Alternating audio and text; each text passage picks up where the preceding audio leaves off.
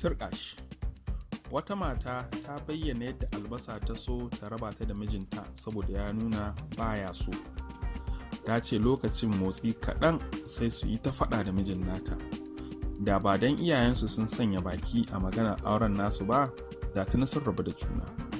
Matar wacce ta sanya a sunanta a shafin Twitter da @baby ta bayyana cewa sun samu matsala sosai da mijin nata, domin kuwa sun yi rigima ta fi a ƙirga saboda kawai baya son albasa ko muskala zarratin. Ita kuwa tana son albasa saboda tana darata ta saboda sanin tasiri ta da kuma rawar da take takawa a abinci.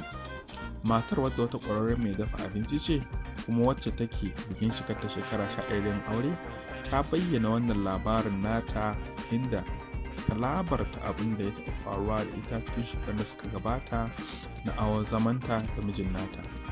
Faɗan nasu ya ɗauki sabon salo ne, inda da a ce ba don iyayen sun sanya baki a maganar ba, da tuni sun jima da rabuwa da juna. Ta ci gaba da cewa lokacin suna jin tsoron rabuwa da juna saboda yarintar da ke fitar da su. Matar ta bayyana cewa yanzu sun yi alkawalin girmama juna, sannan kuma ba za su taɓa rabuwa da juna ba.